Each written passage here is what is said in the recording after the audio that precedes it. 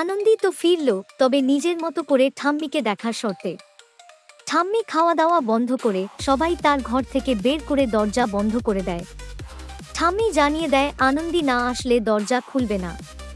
অগত্যা নিরুপায় হয়ে আনন্দির সেন্টারে ফোন করলে আনন্দি মানা করে দেয়, কিন্তু সে মনে মনে কষ্ট পেতে থাকে ঠাম্মির জন্য। একটু পরেই হাজির হয় আদি।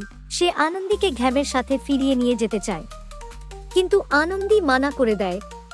তখন আদি তাকে ইমোশনাল ব্ল্যাকমেল ও সাথে দু চার কথা শুনিয়ে চলে যায়। এরপর আদি বাড়ি ফিরে বলে যে আনন্দি আসবে না, কিন্তু হাজির হয় আনন্দি এবং সে আদিকে জানিয়ে দেয় যে সে শুধুমাত্র ঠাম্মির জন্যই ফিরে এসেছে, আর এখন থেকে সে নিজের মতো করে ঠাম্মির দেখাশোনা করবে। এদিকে ঠাম্মি আনন্দিকে আবার দেখে খুব খুশি হয়। তারা দুজনে নাচ গান করতে থাকে। ওদিকে দেখতে পায় যে আদি হাসপাতালে পৌঁছায়। সেখানেই দেখা হয় তার পুরনো বন্ধু শীর্ষার সাথে। তারা দুজনে গল্প করে আড্ডা মারে, যদিও দুজনের মধ্যে সেই রকম কোনো সম্পর্ক লক্ষ্য করলাম না। আর হ্যাঁ, এখনো পর্যন্ত শীর্ষাকেও দেখে নেগেটিভ চরিত্র বলে মনে হলো না।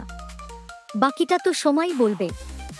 সো আনন্দি তো নিজের শর্তে রাজি হয়ে ইতিমধ্যেই মাস্টার স্ট্রোকটা দিয়েই দিয়েছে। তার মানে সামনের দিনে খেলা যে জমবে এতে কোনো সন্দেহই নেই। আর হ্যাঁ, ওই শীর্ষাকে দেখে তোমাদের কি রকম মনে হলো অবশ্যই জানিও কমেন্ট করে। দেখুন আনন্দি প্রতিদিন সন্ধে 6:30 শুধুমাত্র জি বাংলায়।